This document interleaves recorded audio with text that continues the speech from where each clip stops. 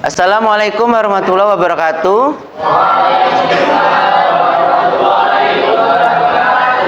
Pagi anak-anak. Oke, kita absen dulu ya. Bagus, rehat.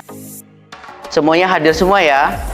Nah, pertemuan ini kita akan membahas proyek terkait suara demokrasi. Sebelum kita belajar, pertemuan ini kita buka dengan qiraatul basmalah. Bismillah. Oke, minta tolong ketua kelasnya pimpin doa. Doa membaca.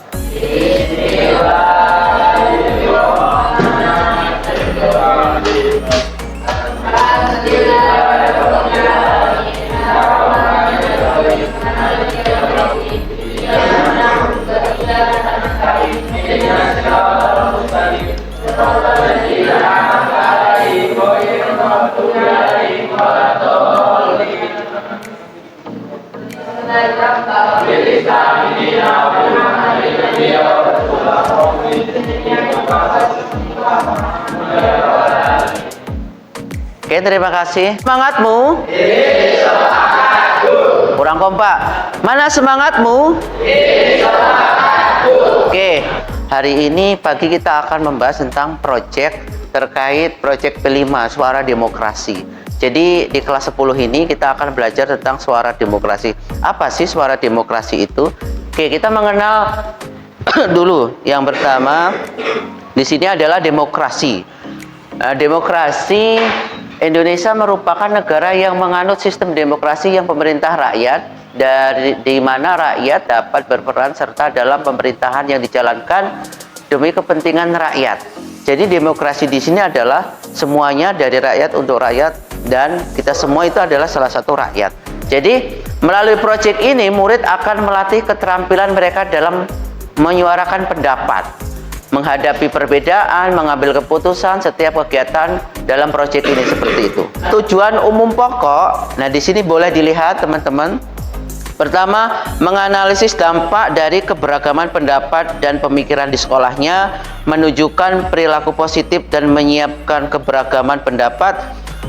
Terus mengidentifikasi, berpikir terbuka, bermusyawarah, berkolaborasi. Coba kita ice breaking dulu.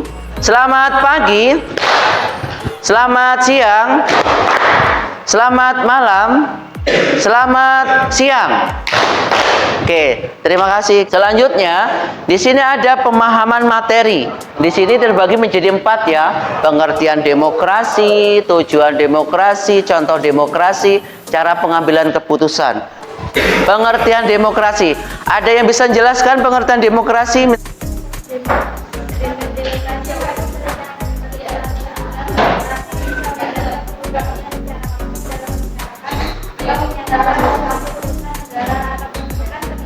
Oke, terima kasih. Kasih tepuk tangan untuk kelompok tim 4. Oke, selanjutnya ini pengertian sistem pemerintahan di mana seluruh rakyat turut serta memerintah dengan peraturan ya. Jadi seperti ini. Nah, itu demokrasi. Sekarang tujuan. Oke, kelompok 1 silakan. Tujuan demokrasi. Ya. Tujuan demokrasi itu ada 3 poin. Pertama yaitu kebebasan berpendapat, kedua yaitu melakukan hak yang berpendapat, dan ketiga yaitu membatasi kekuasaan, yang terakhir yaitu mendorong masyarakat aktif. Oke, terima kasih. Kasih tepuk tangan ya. Selanjutnya cara pengambil keputusan. Ada contoh demokrasi ya. Ini ketika contoh di sekolah. Nah, nanti pemilihannya seperti ini. Pemilihan ketua dan wakil ketua OSIS, pemilihan ketua kelas, musyawarah kelas, voting. Nah, ini contoh-contoh demokrasi yang ada di sekolah. Gimana? Pak, ada yang berpendapat? Ya. Oke. Selanjutnya, ini contoh demokrasi ketika di negara. Nah, di negara lihat, itu ada pemilihan DPR, sidang MPR, itu musyawarah, pemilihan ketua RT, pemusyawarah desa. Nah, maka itu sebut dengan demokrasi.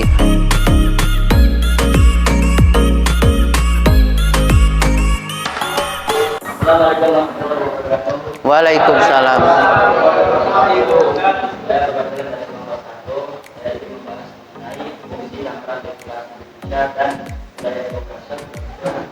Dan itu adalah fungsi peradaban Indonesia secara singkat. Fungsi dan peradaban Indonesia itu terdapat dalam 4 poin. Yang pertama yaitu mewujudkan kedaulatan rakyat, yang kedua yaitu menjamin hak asasi manusia, yang ketiga yaitu mendorong akuntabilitas pemerintah dan umat itu sendiri, keanekaragaman manusia dan pluralisme, yang kelima yaitu mendorong pembangunan ekonomi sosial, yang keenam itu menjaga stabilitas politik, yang ketujuh yaitu mendorong partisipasi masyarakat, yang terakhir itu menjaga kekuasaan. Fungsi dari peran demokrasi Indonesia sangat penting dalam menjalankan sistem pemerintahan yang adil, partisipatif, dan berkeadilan. Perkembangan demokrasi Indonesia mengalami dinamika yang cukup kompleks dan menjalani perubahan. Oleh karena itu, bagi masyarakat untuk terus berpartisipasi dalam menjaga demokrasi. Yang kedua yaitu budaya dalam demokrasi. Pengertian budaya demokrasi adalah sebagai pola pikir dan kepada masyarakat yang berdasarkan nilai-nilai kemerdekaan, kebersamaan dan juga persaudaraan antar manusia dengan kerjasama saling percaya pada dan kompromi. Secara teknologi, budaya demokrasi merupakan sikap dan dikenal manusia yang mencerminkan nilai seperti contoh menjadi kebersamaan dan kerjasama. Sekian dari nomor 1. Saya Waalaikumsalam warahmatullahi wabarakatuh. Kati hapus dulu. Siswa-siswa kita tuh ketika ada ekstrakurikuler itu kurang minatnya. Nah, gimana sih biar berpartisipasi penuh gitu, agar dia bisa bersungguh-sungguh, kemudian ketika nanti ada lomba bisa dia berpartisipasi di sekolah. Mungkin itu silakan pada kelompok pada paslon nomor 1. Saya ingin bertanya kepada setiap paslon dan mohon dijawab secara bergantian. Pertanyaannya,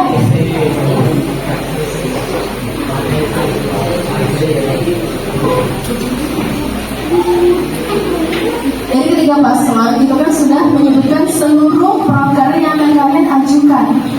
Dan apabila kalian terpilih untuk menjadi ketua OSIS dan wakil ketua OSIS, dan kalian telah melaksanakan posisinya ya, kalian telah melaksanakan seluruh program kalian. Progres kami bukan membuat hal baru, tapi membiasakan yang sudah kita jalani bersama.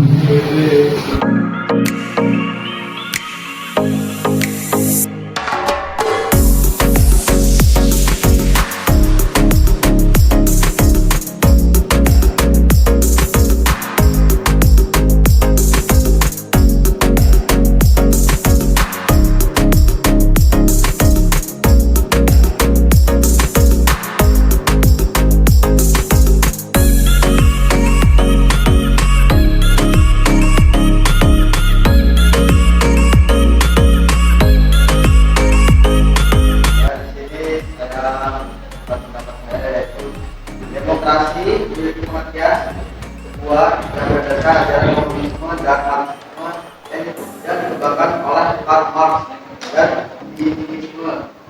Di sini memiliki prinsip-prinsip budaya ekonomi demokrasi yang diketahui. Pertama, adanya jaminan hak asasi manusia. Yang kedua, persamaan kedudukan dari kehidupan hukum agar tidak terjadi diskriminasi dan ketidakadilan. Yang ketiga, pengakuan hak politik seperti berkumpul, dan berpendapat. Keempat, pemerintah berdasarkan kehendak rakyat, artinya pengawasan terhadap pemerintah. Dan yang terakhir yaitu pemilihan umum yang bebas, jujur dan adil. Oke, terima kasih. Kasih tepuk tangan. Oke, tadi sudah dijelaskan panjang lebar tentang mengenai demokrasi. Jadi kita merefleksi pelajaran kita ya. Jadi merefleksi pelajaran kita. Yang pertama bahwa demokrasi itu adalah yang harus kita terapkan. Seperti itu.